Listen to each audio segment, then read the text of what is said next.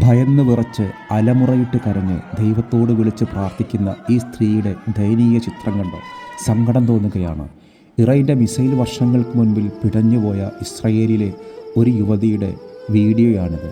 ഇതിനു മുൻപ് ഇസ്രയേൽ കൊന്നുകളഞ്ഞ ഗാസയിലെ കുഞ്ഞുങ്ങളുടെ കരച്ചിലുകൾ നമ്മൾ കേട്ടിട്ടുണ്ടോ?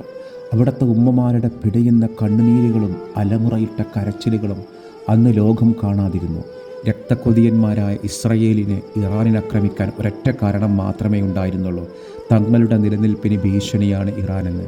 പക്ഷേ ഇറാനിൽ നിന്ന് ഇതുപോലെ ഒരു പ്രത്യാക്രമണം ഒരിക്കലും ഇസ്രയേൽ പ്രതീക്ഷിച്ചിരുന്നില്ല. ടെഹ്റാനിലെ വലിയ വലിയ കെട്ടിടങ്ങൾ, ജനവാസ കേന്ദ്രങ്ങൾ ഇതെല്ലാം ഇറാൻ്റെ ആക്രമണ പരിധിയിലായി. ഒരിക്കലും ഇസ്രയേൽ പ്രതീക്ഷിക്കാത്ത വലിയ തിരിച്ചടിയാണ് ഇറാൻ നൽകിക്കൊണ്ടിരിക്കുന്നത്. യുദ്ധം ഒരിക്കലും ഒരു പരിഹാരമല്ല. ഈ ഒരു യുദ്ധം കൊണ്ടുണ്ടാകുന്ന സാധാരണക്കാർക്ക് ഒരുപാട് നഷ്ടങ്ങളാണ്. ഗൾഫ് രാഷ്ട്രങ്ങളെല്ലാം ഇറാൻ്റെ മുനയൊടിക്കണമെന്ന് ആഗ്രഹിക്കുന്നവരാണ്.